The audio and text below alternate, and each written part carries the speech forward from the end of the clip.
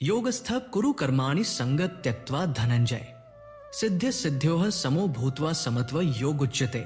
भगवद गीता 2.48।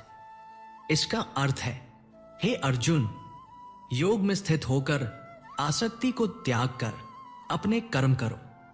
सफलता और असफलता दोनों में समान रहना ही योग कहलाता है। दोस्तों, इस श्लोक में श्री कृष्ण हमें एक बहुत गहरी शिक्षा देते हैं। अक्सर हम जीवन के हर काम को सिर्फ परिणाम की उम्मीद से जोड़ देते हैं। अगर सफलता मिली तो खुशी और अगर असफलता मिली तो दुख। लेकिन कृष्ण कहते हैं कि असली योगी वही है जो न सफलता पर घमंड करता है और न असफलता पर टूटता है। जब हम अपने कर्म को पूरी निष्ठा और समर्पण से करते हैं और उसके फल की चिंता छोड़ देते हैं, तब भीतर एक अद्भुत शांति पैदा होती है। वही शांति हमें हर कठिनाई में संभालती है। कृष्ण का यह संदेश आज भी उतना ही सच है जितना कुरुक्षेत्र में था। जीवन में आगे बढ़ते समय केवल कर्म पर ध्यान दो, फल की चिंता छोड़ दो, सफलता और असफलता दोनों को स्वीकार करना सीखो। यही संतुलन, यही समत्व और यही सच्चा योग है। दोस्तों, जीवन में ऐसे क्षण आते हैं जब सब कुछ धुंधला लगता है, जब लगता है कि अब कोई दिशा नहीं बची, हर तरफ रुकावटें हैं और हमारे कदम थम जाते हैं। लेकिन सच तो यह है कि उसी जगह से नया रास्ता शुरू होता है, जहां हमें लगता है कि सब समाप्त हो गया है। कठिनाइयां रुकावट नहीं होती, वे ईश्वर का संकेत होती हैं कि अब हमें अपने भीतर झांकना है। कुरुक्षेत्र का दृश्य याद कीजिए, जब अर्जुन अपने ही परिजनों, मित्रों और गुरुओं के सामने खड़े थे, तब उनका मन बुरी तरह से विचलित था। शरीर कांप रहा था, आंखों में आंसू थे और हाथ से धनुष गिर गया था। उन्हें कुछ समझ नहीं आ रहा था कि किस दिशा में जाएं, क्या करें और क्या न करें। ठीक उसी समय भगवान श्री कृष्ण ने उन्हें वो ज्ञान दिया जिसने न केवल अर्जुन की राह बदली, बल्कि पूरी मानवता को मार्ग दिखा दिया। कृष्ण ने कहा कि जो हुआ वह अच्छा हुआ, जो हो रहा है वह भी अच्छा ही हो रहा है और जो होगा वह भी अच्छा ही होगा। मनुष्य का कर्तव्य है केवल अपना कर्म करना, फल की चिंता उसे नहीं करनी चाहिए। जब हमें रास्ता नहीं दिखता, तब यह अवसर होता है अपने भीतर के दीपक को जलाने का। अंधेरे में भी एक छोटी सी लौ दूर तक रोशनी फैला देती है। उसी तरह जब जीवन में सब कुछ थम जाए तो बस एक छोटा कदम आगे बढ़ाइए। डर को अपने दिल से बाहर निकाल दीजिए, क्योंकि डर वही पनपता है जहां विश्वास कमजोर होता है। रास्ते उन्हीं के लिए बनते हैं जो अपने डर से लड़ने की हिम्मत रखते हैं। कभी अगर आपको लगे कि अब और सहन नहीं कर सकते, तो अपने पुराने संघर्षों को याद कीजिए। आपने पहले भी मुश्किलों का सामना किया है और आज भी कर सकते हैं। कई बार आज की परेशानी ही कल की सबसे बड़ी ताकत बन जाती है। श्री कृष्ण कहते हैं कि मनुष्य अपने विश्वास से बड़ा बनता है और अपने संदेह से छोटा। इसलिए अगर आज आपको कोई रास्ता दिखाई नहीं दे रहा है, तो खुद पर विश्वास रखिए। हर बंद दरवाजे के पीछे एक नया द्वार होता है, बस हमें धैर्य रखकर उसे खोजना होता है। जिसने अपने मन पर विजय पा ली, उसने आधी लड़ाई पहले ही जीत ली। जब मन शांत होता है तो बुद्धि स्थिर रहती है और स्थिर बुद्धि से ही सफलता का मार्ग बनता है। लेकिन जो अपने मन को काबू में नहीं रखता, वो परिस्थितियों का दास बन जाता है। यही कारण है कि सफलता का सबसे बड़ा रहस्य मन को साधना है। जो अपने मन को संभाल लेता है, वही अपनी किस्मत खुद लिखता है। जीवन का एक और सत्य है कि शत्रु ही अक्सर हमें निखारते हैं। अच्छे मित्र जीवन को सुखमय बनाते हैं, लेकिन अच्छे शत्रु हमें और अधिक मेहनती और दृढ़ बना देते हैं। जितना बड़ा शत्रु होगा, उतनी ही मेहनत करनी पड़ेगी और उतनी ही शानदार आपकी सफलता होगी। संघर्ष जितना कठिन होगा, विजय उतनी ही अद्भुत होगी। दुनिया उन्हीं का नाम याद रखती है जिन्होंने अपने हौसले से मुश्किलों को हराया है। भाग्य और परिश्रम का खेल बड़ा ही अद्भुत होता है। यदि आपकी नीयत सच्ची है तो आपका भाग्य कभी आपके खिलाफ नहीं हो सकता। इस संसार में हर कोई अकेले आता है और जाते जाते केवल अपने विचार, अपनी समझदारी और अपनी पहचान छोड़कर जाता है। कुछ लोग केवल सपने देखते हैं, लेकिन कुछ लोग उन सपनों को साकार करने के लिए जागते हैं और निरंतर मेहनत करते हैं। सफल वही होते हैं जो सबकी सुनते तो हैं, लेकिन निर्णय वही लेते हैं जो उनके अंतर्मन को सही लगता है। याद रखिए कि एक क्षण की सफलता के पीछे वर्षों की मेहनत छिपी होती है। इसलिए हर छोटे बड़े काम को दिल, दिमाग और आत्मा से कीजिए। यही सफलता का सबसे बड़ा रहस्य है। अनुभव कभी गलत नहीं होता, क्योंकि हर अनुभव हमें अगले कदम के लिए तैयार करता है। जीवन की हर चुनौती, हर संघर्ष और हर असफलता हमें केवल मजबूत बनाना चाहती है। इसलिए जब कभी आपको लगे कि कोई रास्ता नहीं है, तो रुककर अपने भीतर झांकिए, विश्वास की लौ जलाइए और श्री कृष्ण के वचनों को याद कीजिए। राहें हमेशा मौजूद होती हैं, बस हमें धैर्य और विश्वास के साथ उन्हें देखना होता है। ईश्वर हमेशा हमारे साथ है, हमें केवल अपने कर्म पर अडिग रहना है। जिंदगी बड़ी अजीब होती है। जो चाहा वो कभी मिला नहीं, जो मिला उसकी चाहत नहीं थी, और जो मिला वह भी मन को नहीं भाया। जो खो गया उसकी कमी खलती रही, और जो हमारे पास था उसे संभालने की फुर्सत ही नहीं मिली।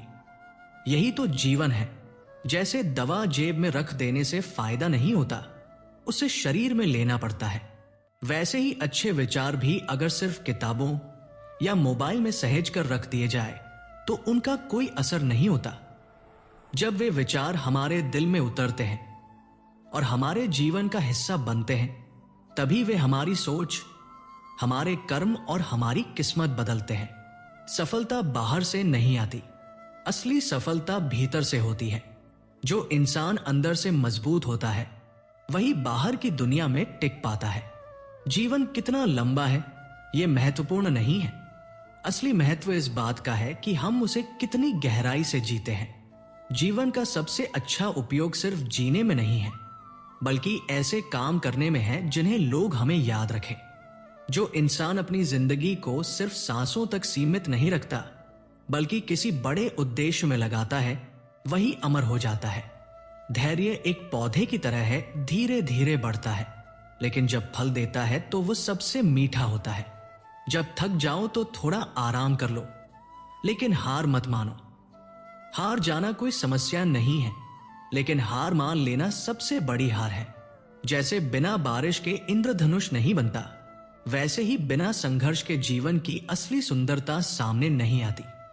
असफलता, कठिनाइयां और गलतियां ही हमें मजबूत बनाती है। जिसने कभी गलती नहीं की, उसने कभी कुछ नया करने की कोशिश ही नहीं की। जो नई राहों पर चलने की हिम्मत नहीं करते, वे जीवन की ऊंचाइयों तक नहीं पहुंच पाते। समय हमें बहुत कुछ सिखाता है। जो वक्त गुजर गया वो हमें अनुभव दे गया, और जो समय हमारे पास है उसे बेहतर बनाना हमारे ही हाथ में है। हमेशा मुस्कुराते रहो, क्योंकि दुनिया को तुम्हारी खुशी से ज्यादा तुम्हारे दुख में मजा आता है।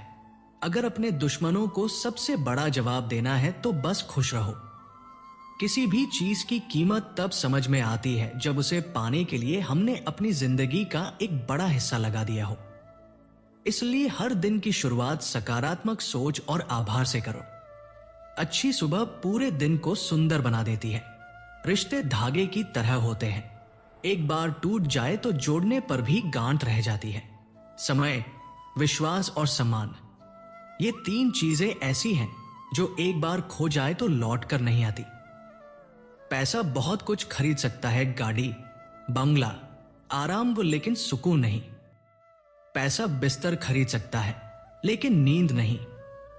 घड़ी खरीद सकता है, लेकिन समय नहीं। दिखावा दे सकता है, लेकिन असली खुशी नहीं। इसीलिए जीवन में प्राथमिकताएं सही चुनो। सफलता उन्हीं को मिलती है जो धैर्य से काम लेते हैं। धैर्य ऐसा हथियार है जो सबसे कठिन हालात में भी हमें स्थिर रखता है। यही धैर्य हमें चुनौतियों से लड़ने की ताकत देता है। महापुरुषों ने भी कहा है, अगर किसी कार्य में सफल होना है तो चिंता छोड़कर शांत मन से करो। चिंता हमें रोकती है, लेकिन धैर्य मंजिल तक ले जाता है। समय का नियम भी बड़ा अद्भुत है। जब समुद्र में पानी होता है तो मछलियां चींटियों को खाती हैं, लेकिन जब समुद्र सूख जाता है तो चींटियां मछलियों को खा जाती हैं। इसका मतलब है कि समय कभी एक जैसा नहीं रहता। इसलिए धैर्य रखो और अपनी बारी का इंतजार करो। जब तुम्हारा समय आएगा तब हर तूफान तुम्हारे सामने झुक जाएगा। याद रखो, सच्चाई हमेशा शांत रहती है। जो लोग गहराई से सोचते हैं वे कम बोलते हैं। झूठ बोलने वाले शोर मचाते हैं, लेकिन सच को कभी किसी प्रमाण की जरूरत नहीं होती। और जब किस्मत साथ न दे तब मेहनत ही सबसे बड़ा सहारा होती है। किस्मत बदलती रहती है, लेकिन मेहनत का फल कभी बेकार नहीं जाता। अनुमान कभी सही भी हो सकता है और गलत भी, क्योंकि अनुमान हमारे मन की एक कल्पना है, जबकि अनुभव जीवन की असली सच्चाई। अनुभव ही वह चीज है जो हमें गिराकर उठना सिखाता है और अंधेरे में भी राह दिखाता है। जीवन का यह नियम है कि कुछ पाने के लिए कुछ खोना पड़ता है। इसलिए खोने की हिम्मत रखो और जब कुछ पाल लो तो उसकी कद्र करना सीखो। जो इंसान संघर्ष से बचना चाहता है वो कभी ऊंचाइयों तक नहीं पहुंच सकता, और जो गिरने से डरता है वह जीत का स्वाद कभी नहीं चख सकता। किसी ने पूछा, अगर कोई अपना हमें भूल कर चला जाए तो क्या करना चाहिए? जवाब मिला, और जो सच में अपना होता है वो कभी भूल कर नहीं जाता, और जो छोड़कर चला जाता है वो असल में अपना छा ही नहीं। सम्मान कभी छीना नहीं जाता। सम्मान तो अच्छे स्वभाव और अच्छे कर्मों से कमाया जाता है। लेकिन अक्सर जब तक हमें समझ आता है कि जिंदगी क्या है, तब तक वो बहुत आगे निकल चुकी होती है। यही समय का खेल है। जब हमें अपनी गलती का एहसास होता है तब तक अक्सर बहुत देर हो चुकी होती है। इसलिए जो समय है उसी को समझो और उसी में जीना सीखो। खुश रहना ही सबसे बड़ी उपलब्धि है। खुश रहना सिर्फ अपने लिए नहीं, बल्कि उन लोगों के लिए भी जरूरी है जो तुम्हें दुखी देखना चाहते हैं। अगर तुम मुस्कुराते रहोगे तो वो तुम्हारे लिए सबसे बड़ी जीत होगी। रास्ते चाहे कितने भी कठिन क्यों न हो, अगर हौसला बुलंद है तो मंजिल पाना तय है। सफलता मेहनत से मिलती है, नसीब से नहीं। दुनिया सिर्फ दो तरह के लोगों को याद रखती है, एक जिन्होंने इतिहास बनाया और दूसरे जिन्होंने इतिहास मिटा दिया। अगर तुम्हें इस दुनिया में अपनी पहचान बनानी है तो अपने सपनों के लिए लड़ना पड़ेगा। ये मत सोचो कि रास्ता कितना लंबा है, ये सोचो कि हर कदम तुम्हें मंजिल के कितना करीब ला रहा है। जो अंधेरे से डरते हैं उन्हें कभी रोशनी नहीं मिलती। और जब लोगों की कठोर बातें भी मीठी लगने लगे, जब दर्द में भी सुकून मिलने लगे, तो समझ लो कि तुमने सच में जीवन जीना सीख लिया है। इस दुनिया का अजीब नियम है, जब लोग तुम्हारी तारीफ करते हैं तो लोग शक करते हैं, और जब कोई बुरा कहता है तो तुरंत मान लेते हैं। लेकिन तुम्हें इन सब बातों से फर्क नहीं पड़ना चाहिए। लोगों का काम है कहना, तुम्हारा काम है आगे बढ़ते रहना। सोचो, कुएं में डाली गई बाल्टी तभी भरती है जब वह झुकती है। जीवन भी ऐसा ही है, जो झुकता है वही पाता है, और जो खुद को सबसे बड़ा समझता है वो खाली रह जाता है। तकदीर और फकीर पर कभी भरोसा नहीं किया जा सकता। कब क्या छीन ले या क्या दे जाए कोई नहीं जानता। जीवन में सबसे अमीर वही है जिसके पास एक अच्छा दिल और मीठी जुबान है। अच्छी बातें किताबों में भी लिखी होती है, लेकिन उन्हें समझने वाले बहुत कम होते हैं। इस दुनिया में हर कोई किसी न किसी मतलब से जुड़ा होता है, और अजीब बात यह है कि जो लोग सबसे ज्यादा अपनापन जताते हैं वही अक्सर सबसे पहले धोखा देकर चले जाते हैं। दोस्तों, जिनका समय बुरा चल रहा हो उनका साथ जरूर दो, क्योंकि समय हर किसी का बदलता है। लेकिन ध्यान रहे, अगर समय किसी इंसान को बदल दे तो वो पहचान में ही नहीं आता। और सबसे जरूरी बात, जिनकी नीयत खराब हो उनसे जितना दूर रहो उतना अच्छा है, क्योंकि नीयत गलत हो तो इंसान चाहे कितना भी चालाक क्यों न हो, एक दिन उसका असली चेहरा सामने आ ही जाता है। इसीलिए हमेशा अच्छा सोचो, अच्छा करो और सच्चाई के रास्ते पर चलो। यही जीवन का असली मार्ग है। यही हमें भीतर से मजबूत बनाता है और दूसरों के लिए प्रेरणा भी। अपने आप पर विश्वास रखो, समय को समझो, रिश्तों को सहेजो और कभी हार मत मानो। यही जीवन की सच्ची सीख है। जिंदगी में हर इंसान हमें कुछ न कुछ सिखाता है। कुछ लोग मीठा बोलते हैं, लेकिन दिल से कभी हमारे नहीं होते। कई बार जो सबसे प्यारा लगता है वही सबसे बड़ा दर्द देता है। इसलिए हमेशा सच देखो, केवल शब्दों में मत उलझो। जिंदगी छोटी नहीं होती, लेकिन लोग जीना देर से शुरू करते हैं। जब तक समझ आता है कि क्या करना है, तब तक लौटने का समय आ जाता है। इसलिए हर पल को जियो, उसका महत्व समझो। बीता हुआ समय कभी वापस नहीं आता। जिंदगी हमें सिखाती है चुप रहकर दर्द सहना, रात को रो लेना और सुबह मुस्कुराकर उठना। यही असली ताकत है। किसी को दुख मत दो, किसी को तंग मत करो, और अगर कोई तुम्हें गलत भी कह दे तो मुस्कुराकर छोड़ दो। समय सबसे बड़ा न्यायाधीश है, वो सबको जवाब देता है। इंसान को समय के रास्ते पर ही चलना पड़ता है। यही भाग्य है, यही जीवन का खेल है। जब तक आत्मविश्वास है, तब तक हार संभव ही नहीं है। और प्रेम तो एक ऐसा रिश्ता है जो बिना किसी शर्त और उम्मीद के भी निभाया जा सकता है। जहां स्वार्थ खत्म हो जाता है, वहीं से सच्चा प्रेम शुरू होता है। सौभाग्यशाली वही होते हैं जिनके पास भोजन के साथ भूख है, बिस्तर के साथ नींद है, धन के साथ धर्म है और विशेषता के साथ शिष्टता है। अगर दिल में प्रेम है तो प्रतीक्षा का हर क्षण भी सुंदर लगता है। जीवन में हमें एक ऐसी शांति चाहिए जैसे किसी पेड़ की छाव, जहां सत्य ही हमारे विचारों का आधार हो। वही ईश्वर का वास होता है। श्री कृष्ण आज भी सत्य का रथ चला रहे हैं, बस देखने के लिए आस्था की आंखें चाहिए। और अब सुनिए एक कहानी। राजगृह राज्य के एक छोटे से गांव में दामोदरलाल नाम का साहूकार रहता था। उसकी दुकान में एक बहुत सुंदर मूर्ति रखी थी। जो भी देखता उसकी प्रशंसा करता। एक दिन एक व्यापारी आया। उसने मूर्ति देखी और बोला, वाह, क्या खूबसूरत मूर्ति है, कितने की दोगे? साहूकार ने कहा, सुंदरता का कोई मूल्य नहीं होता, लेकिन तुम्हें ये 20 स्वर्ण मुद्राओं में दे दूंगा। व्यापारी ने पैसे दिए और मूर्ति लेकर चला गया। असलियत यह थी कि वह मूर्ति साहूकार ने नहीं बनाई थी। उसी गांव में शिव नारायण नाम का एक युवक था। मेहनती, ईमानदार, सरल। वह मूर्तियां बनाता और साहूकार उन्हें अपने नाम से बेच देता। उस दिन भी साहूकार शिव नारायण के पास पहुंचा और बोला, लो, तुम्हारी मूर्ति बड़ी मुश्किल से 10 स्वर्ण मुद्राओं में बिकी है। 5 तुम्हारे, 5 मेरे। शिव नारायण ने दुखी होकर कहा, लेकिन मैंने तो बहुत सुंदर मूर्ति बनाई थी। साहूकार हंसते हुए बोला, अगर तुम्हें लगता है कि तुम्हारी मूर्ति की कीमत ज्यादा है तो खुद जाकर बेच कर देखो। शिव नारायण कुछ नहीं बोला, पर उसने ठान लिया, अगली बार मैं ऐसी मूर्ति बनाऊंगा जो सबका दिल जीत ले। उधर साहूकार अपनी हवेली पहुंचा और अपनी बेटी राधा को सोना देते हुए बोला, इसे अलमारी में रख दो। राधा ने कहा, पिताजी, आप शिव नारायण के साथ अच्छा नहीं कर रहे, वो आप पर भरोसा करता है। साहूकार हंसकर बोला, भरोसा नहीं, मूर्खता कर रहा है। राधा बोली, नहीं पिताजी, उसका भरोसा ही उसकी सबसे बड़ी पूंजी है। वह मेहनती है, ईमानदार है, यही उसका असली धन है। दोस्तों, ये कहानी हमें सिखाती है कि सच्चाई देर से सही लेकिन सामने जरूर आती है।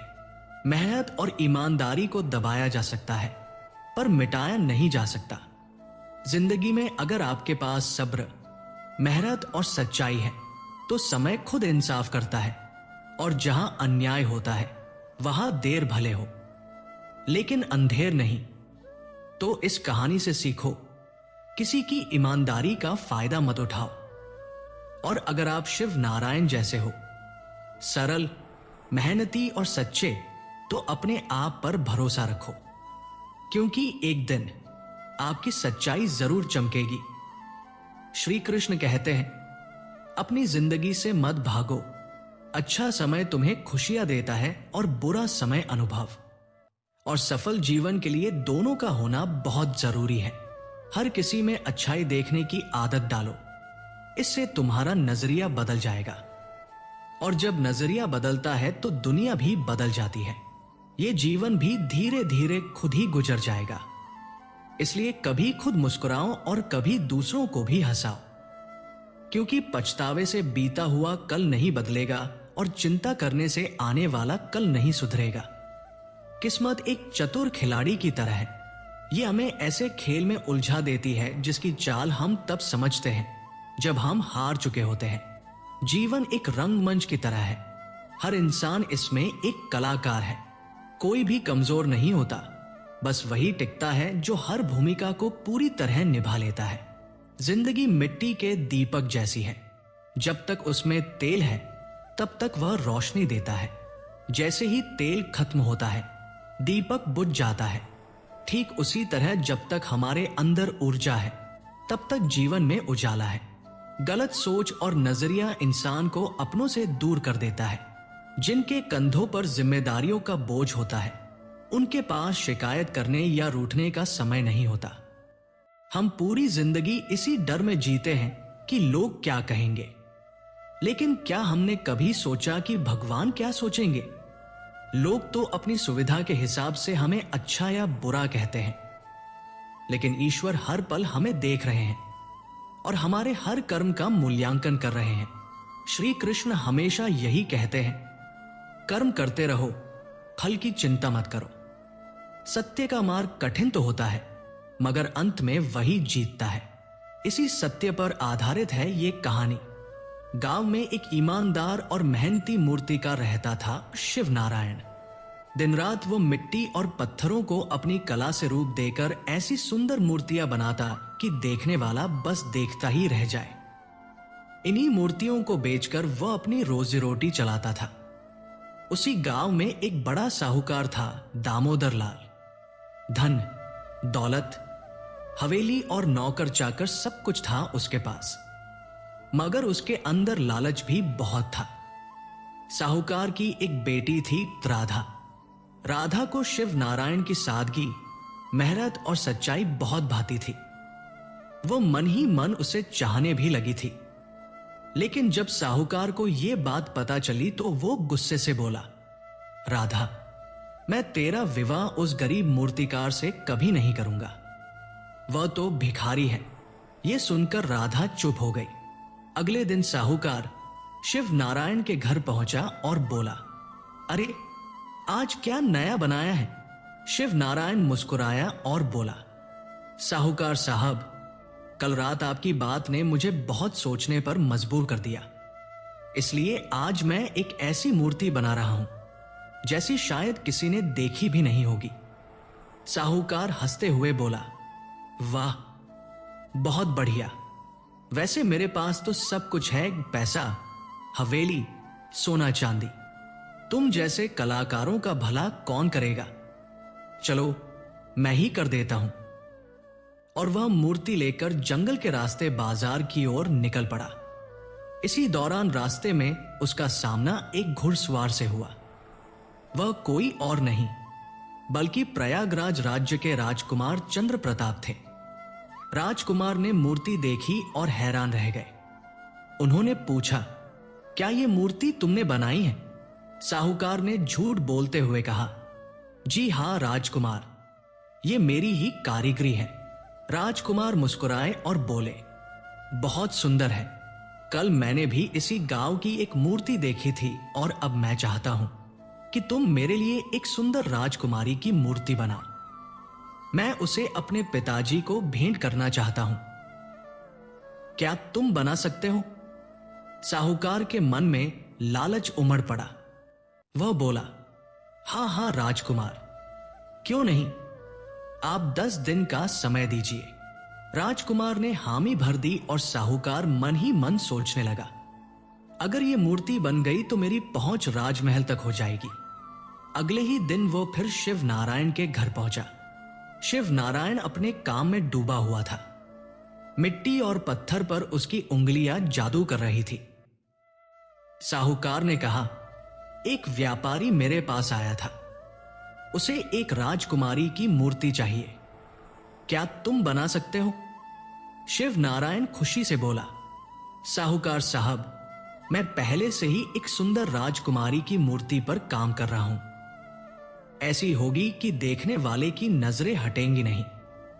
साहूकार की आंखों में लालच साफ झलकने लगा। उसने कहा, ठीक है, 8 दिन में पूरी कर लेना, 9वें दिन मुझे दे देना, फिर मैं तुम्हें अच्छे पैसे दूंगा। दिन रात मेहनत के बाद 8वें दिन मूर्ति तैयार हो गई। वह इतनी अद्भुत थी कि जैसे कोई असली राजकुमारी सामने खड़ी हो। शिव नारायण खुद भी अपनी कला पर गर्व करने लगा। तभी साहूकार आ पहुंचा। मूर्ति देखते ही उसकी आंखें चमक उठीं। वह बोला, अरे वह शिव नारायण, कमाल कर दिया, ये मूर्ति तो अनोखी है। शिव नारायण भी भावुक हो गया और बोला, साहूकार साहब, मुझे भी यकीन नहीं हो रहा कि यह मूर्ति मैंने बनाई है। साहूकार तुरंत बोला, चलो अब ये मूर्ति मुझे दे दो। शिव नारायण ने मूर्ति उसे सौंप दी। साहूकार उसे अपनी हवेली ले गया। जब उसकी बेटी राधा ने मूर्ति देखी तो दंग रह गई। वह बोली, पिताजी, इस बार तो शिव नारायण ने कमाल कर दिया है। साहूकार मुस्कुराया और बोला, हाँ, लेकिन अब यह मूर्ति राजकुमार के पास जाएगी और उसका नाम मेरा होगा। यह सुनकर राधा का दिल बैठ गया। वह जानती थी कि सच्चाई ज्यादा देर तक छिप नहीं सकती, मगर उसने कुछ नहीं कहा। 10वां दिन आया। राजकुमार चंद्र प्रताप अपने सैनिकों के साथ गांव पहुंचे। साहूकार ने उन्हें अपनी हवेली में बुलाया और राजकुमारी की मूर्ति दिखाई। मूर्ति को देखते ही राजकुमार मंत्रमुग्ध रह गए। उनकी आंखें चमक उठीं और वह बोले, ये तो जीवित जैसी लग रही है, कमाल की कारीगरी है।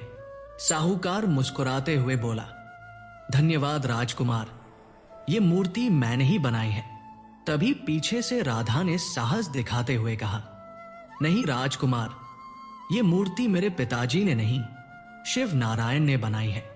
ये सुनते ही सब चौंक गए। साहूकार का चेहरा पीला पड़ गया। राजकुमार ने तुरंत आदेश दिया, शिव नारायण को बुलाओ। कुछ देर बाद शिव नारायण वहां पहुंचा। शांत स्वर में उसने कहा, हाँ, ये मूर्ति मैंने ही बनाई है, लेकिन ये मेरी नहीं, भगवान की देन है। राजकुमार ने उसकी ओर देखा और कहा, इतनी अद्भुत कृति सिर्फ किसी सच्चे कलाकार के हाथों से ही बन सकती है। साहूकार, तुम्हारा झूठ पकड़ा गया। उस दिन राजकुमार ने शिव नारायण को इनाम दिया और घोषणा की, आज से तुम हमारे राज्य के राजकीय मूर्तिकार होगे। साहूकार शर्म से सिर झुकाए खड़ा रह गया। कुछ महीनों बाद पूरे गांव की मौजूदगी में राधा और शिव नारायण का विवाह हुआ। गांव वालों ने खूब खुशियां मनाई। सच्चाई, मेहनत और ईमानदारी की जीत हुई और छल, लालच और झूठ की हार। लेकिन कहानी यहीं खत्म नहीं होती। कुछ समय बाद साहूकार एक बड़े कमरे में खड़ा एक सुंदर मूर्ति को निहार रहा था। वो मूर्ति इतनी जीवंत थी कि लगता था जैसे उसमें जान हो। गर्व से उसने राधा से कहा, देखो बेटी, कितनी सुंदर मूर्ति है। इसे मैंने राजकुमार को देने का वादा किया है, लेकिन राजकुमार को मैंने कह दिया है कि ये मूर्ति मैंने खुद बनाई है। यह सुनकर राधा चिंतित हो गई। उसने धीरे से कहा, पिताजी, ये बात तो आप शिव नारायण को भी बता दीजिए और राजकुमार को भी सच पता होना चाहिए। साहूकार का चेहरा कठोर हो गया। उसने गुस्से में कहा, ध्यान रखना राधा, राजकुमार के सामने गलती से भी मत कहना कि यह मूर्ति शिव नारायण की बनाई हुई है।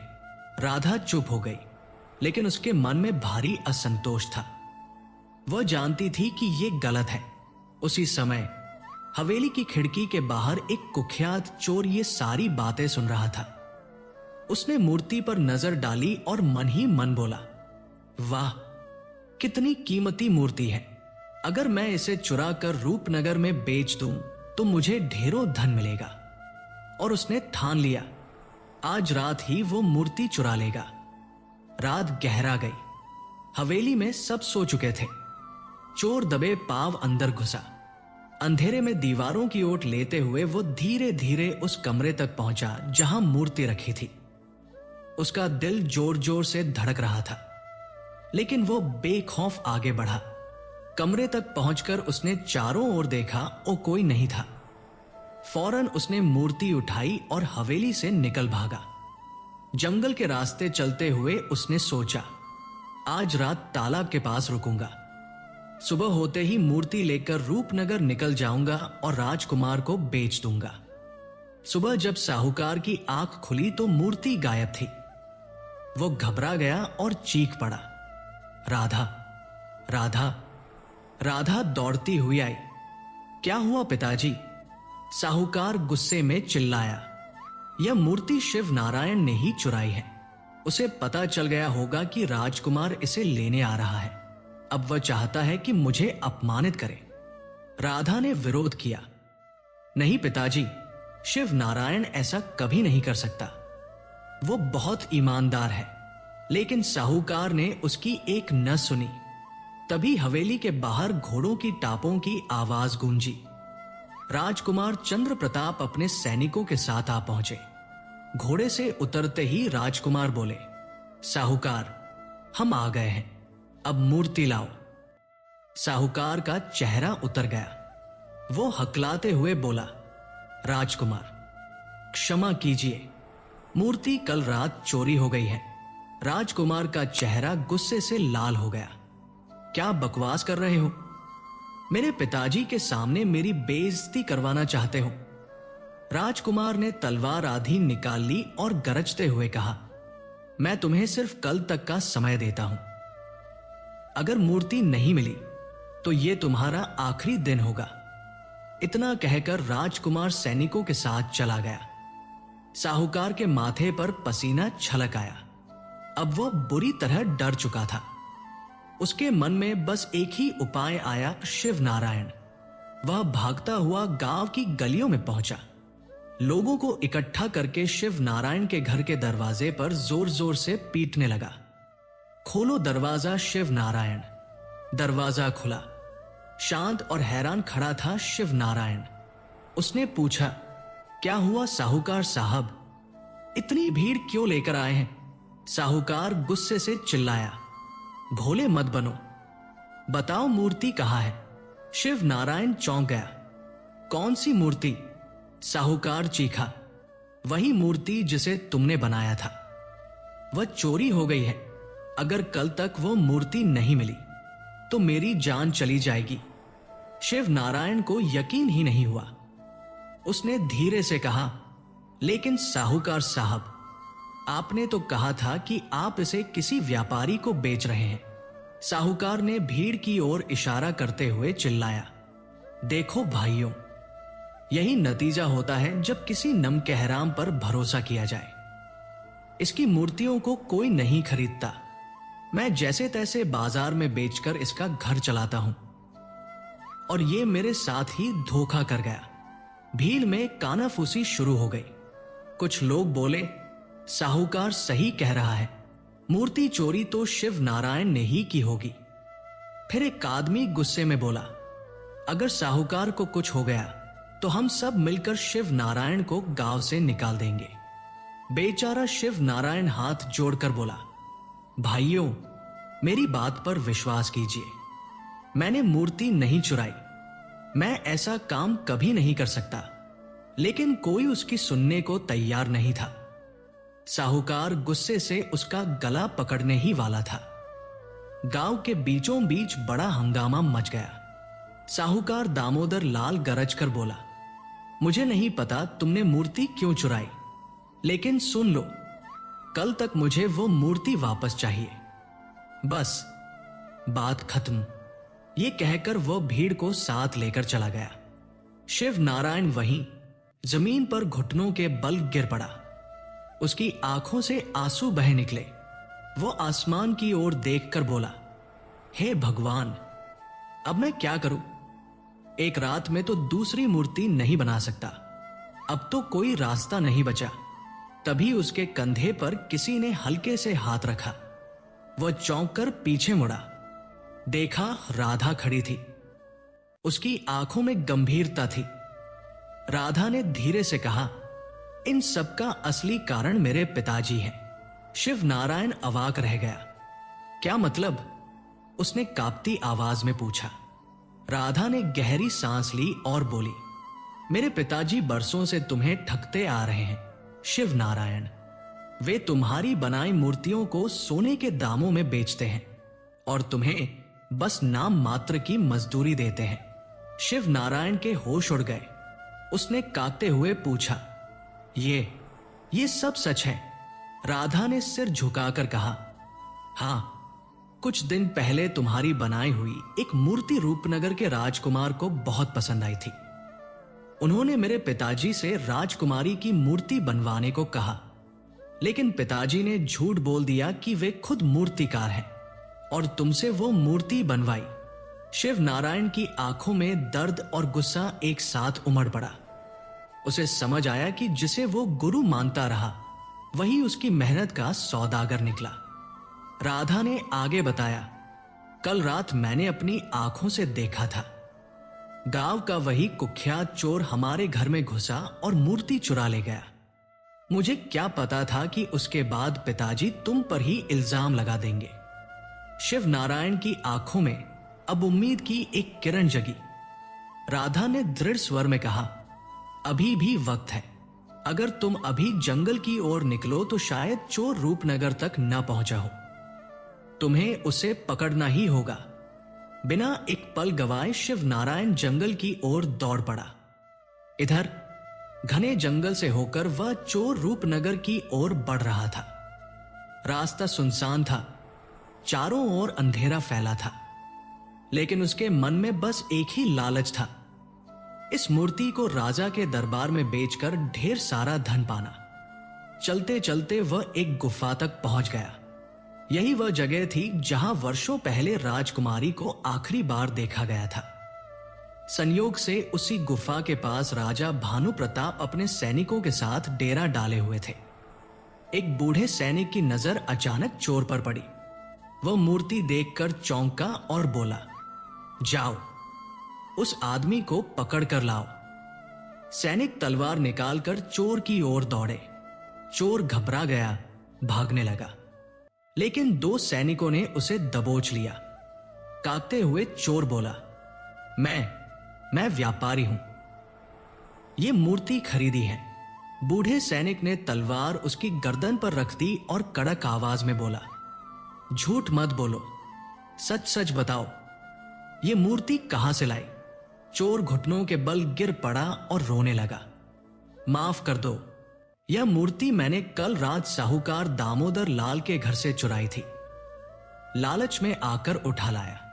इतने में हाफता हुआ शिव नारायण वहां पहुंचा।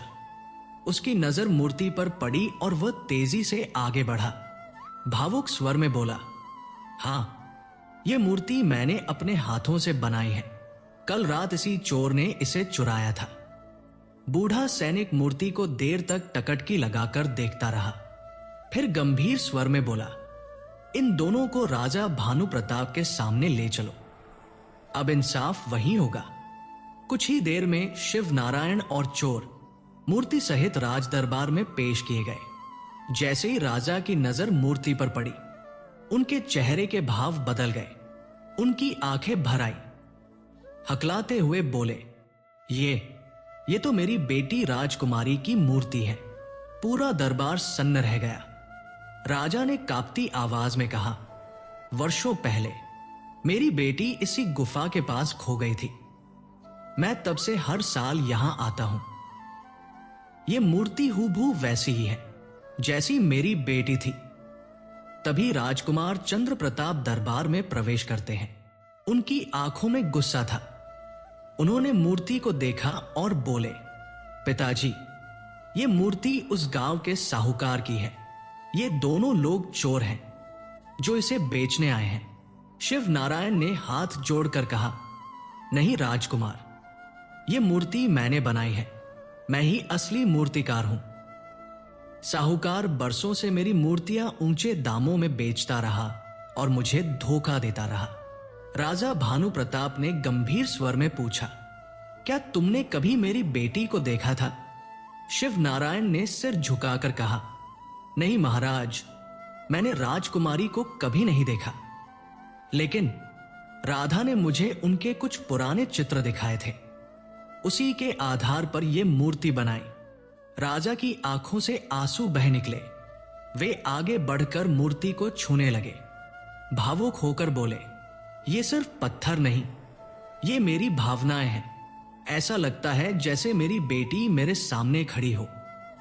उन्होंने सैनिकों को आदेश दिया, इस चोर को कैद में डाल दो और इस कलाकार को सम्मान दो।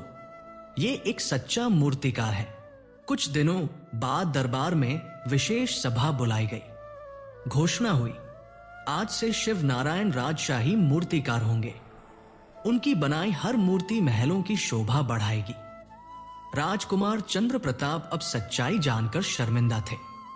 उन्होंने शिव नारायण से माफी मांगी और राधा की हिम्मत की भी सराहना की।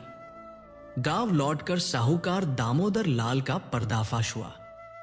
उसकी संपत्ति जब्त कर ली गई। गांव वालों के बीच यह संदेश फैल गया, मेहनत और सच्चाई का फल कभी व्यर्थ नहीं जाता।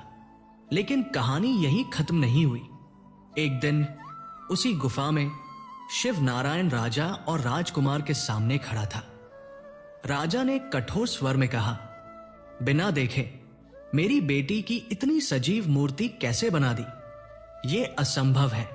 शिव नारायण ने झुककर उत्तर दिया, महाराज, मैंने राजकुमारी को कभी नहीं देखा। यह मूर्ति सिर्फ मेरी कल्पना की उपज है। राजकुमार चंद्र प्रताप को यह झूठ लगा। उन्होंने तलवार खींच ली और गरज कर कहा, पिताजी, यह लड़का धोखा दे रहा है। गांव का साहूकार कहता था कि वही मूर्तिकार है। अगर यह मूर्ति उसी की है तो इसका मतलब है उसने मेरी बहन को जरूर देखा होगा। राजा ने आदेश दिया, सैनिकों, जाओ, उस साहूकार को तुरंत पकड़ कर लाओ। थोड़ी ही देर में दामोदर लाल को दरबार में लाया गया। उसका चेहरा पसीने से भीगा था, हाथ कांप रहे थे। राजकुमार ने सवाल दागा, यह मूर्ति क्या तुम्हारी है जो तुम्हारे घर से चोरी हुई थी? साहूकार कांपते हुए बोला, हां राजकुमार, यही वही मूर्ति है। राजकुमार ने तलवार उसकी गर्दन पर रख दी और दहाड़े, अगर यह मूर्ति तुम्हारी है तो इसका मतलब तुमने राजकुमारी को देखा है। बोलो, कहा देखा उसे? अब साहूकार की हालत पतली हो गई। वो घुटनों पर गिर पड़ा और रोते हुए बोला, मुझे माफ कर दो राजकुमार, यह मूर्ति शिव नारायण ने ही बनाई है। मैंने बरसों से उसकी मेहनत को लूटा है। उसकी मूर्तियों को ऊंचे दामों में बेचता रहा, लेकिन उसका नाम तक नहीं लिया। जैसे ही साहूकार ने सच स्वीकार किया, अचानक गुफा के भीतर तेज रोशनी चमक उठी। हर तरफ रंग बिरंगी किरणें फैल गई। सभी लोग स्तब्ध रह गए। मूर्ति धीरे धीरे बदलने लगी और पलक झपकते ही वो असली राजकुमारी में बदल गई। पूरा दरबार दंग रह गया। सैनिकों ने तलवारें झुका दी। राजकुमार स्तब्ध खड़े रह गए। राजकुमारी मुस्कुराते हुए अपने पिता की ओर बढ़ी और बोली, पिताजी, उस दिन जंगल में शिकार खेलते खेलते मैं इस गुफा तक पहुंची थी। यहां एक तपस्वी तपस्या कर रहे थे। मेरे कारण उनकी तपस्या भंग हो गई और उन्होंने मुझे श्राप दे दिया कि मैं किसी को न दिखूं, न सुनूं। राजा और राजकुमार की आंखों से आंसू बहने लगे।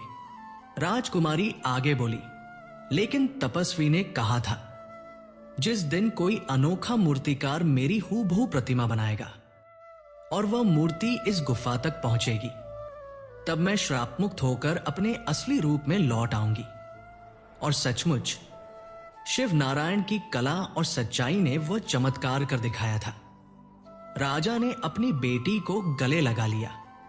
खुशी के आंसू उनके गालों पर ढलकने लगे। सालों का जो दुख और इंतजार था, आज उसका अंत हो चुका था। राजकुमार चंद्र प्रताप ने सैनिकों को आदेश दिया, इस साहूकार को पकड़ लो। सैनिक जैसे ही आगे बढ़े, साहूकार की बेटी राधा बीच में आ गई। उसने रोते हुए कहा, पिताजी, मैंने आपको बार बार समझाया था कि शिव नारायण के साथ अन्याय मत कीजिए। देखिए, आज आपको पूरे दरबार में शर्मिंदगी उठानी पड़ी। साहूकार शर्म से सिर झुका कर खड़ा रहा। वो कुछ कह नहीं पाया। तभी शिव नारायण आगे आया।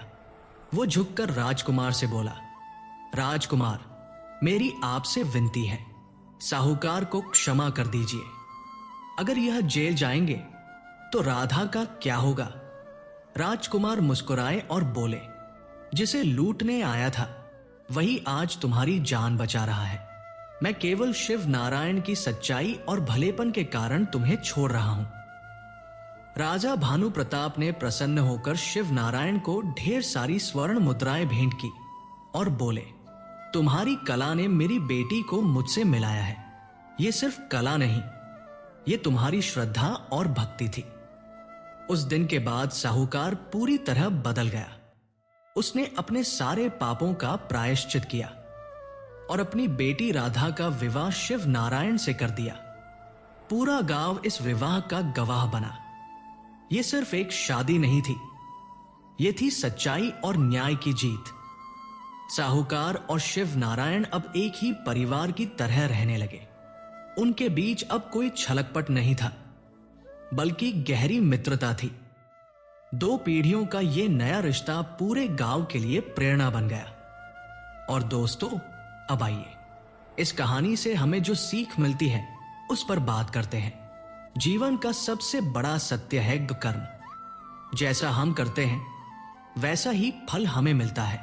अंधा प्रेम कभी मत करो। सच्चा प्रेम वही है जो समझ और विश्वास पर टिका हो। अनुमान से बड़ा होता है अनुभव। कल्पनाएं भटका सकती है, लेकिन अनुभव हमेशा सिखाता है। कभी हार मत मानो। कमजोर इंसान नहीं होता, समय कमजोर होता है। जो दूसरों का भला करता है उसे सबसे ज्यादा परीक्षा देनी पड़ती है। जैसे सबसे मीठे फल वाले पेड़ को ही सबसे ज्यादा पत्थर लगते हैं। याद रखो, सच्चाई छुप नहीं सकती। झूठ कितना भी ताकतवर क्यों ना हो, अंत में हार ही जाता है। कठिन समय इंसान को तोड़ने नहीं बल्कि मजबूत बनाने आता है। दुख भले तकलीफ देता है, लेकिन वही सबसे बड़ी सीख भी देता है। असली रिश्ता वही है जो भावनाओं से जुड़ा हो, शब्दों से नहीं। कभी किसी को छोटा मत समझो। आज जो साधारण दिखता है वही कल असाधारण काम कर सकता है। अपने विचार पवित्र रखो, क्योंकि इंसान अपने विचारों से ही याद रखा जाता है। तो दोस्तों, ये थी एक साधारण मूर्तिकार की असाधारण कहानी। दोस्तों, जिंदगी हमें हर रोज एक नया सबक सिखाती है।